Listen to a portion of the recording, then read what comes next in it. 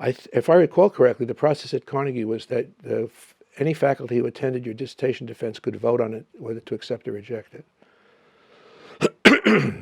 Which is unusual, right? Usually it's just your committee. So my committee was extremely enthusiastic about my dissertation. Ed Prescott was enthusiastic about my dissertation. Toby Davis, I think, just loved me and didn't care if my dissertation was any good or not. And Leonard was very happy with my dissertation. When I defended it, the first chapter had been accepted for the publication in the American Economic Review, which was a kind of a theoretical question in econometrics. I know that's hard to believe. And everybody who was there voted to. When I presented my dissertation, I got harassed from start to finish by a faculty member named Alan Meltzer, who was a conservative guy who was alleged to be connected closely to the Mellon money that came into the university. And so he was offended, I think, by the nature of my dissertation.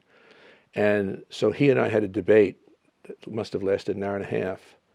And finally, the director of graduate studies, a gentleman named Robert Lucas, got up and said, "This is embarrassing.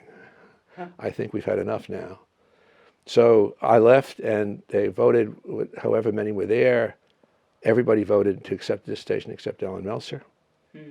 And I was given a few small things to correct on my dissertation. I went home, corrected the things on the dissertation, corrected the wrong word, altered some things in the dissertation that seemed particularly annoying to Professor Meltzer. And Lucas then recounted, surveyed the field, and everybody but Alan Meltzer voted to give me this degree. Now, in the meantime, when the time I was doing the corrections, from the time that it was sent back, our longtime dean at the Graduate School of Industrial Administration, Dick Syatt, who was actually a well-known guy, retired from being the dean, and they appointed an interim named Alan Meltzer.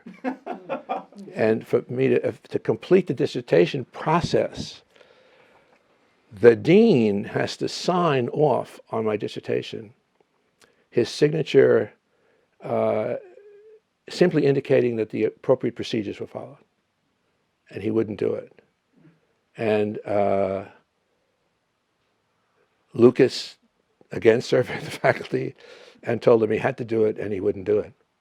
And so my dissertation got held up for, I don't know, a year, until there was a new acting dean who called me up and said, we've signed your dissertation and whatever. And if I had been an upper middle class kid and my father was a well-to-do executive, I would have sued him. But I didn't and I wasn't, and I've lived happily ever after.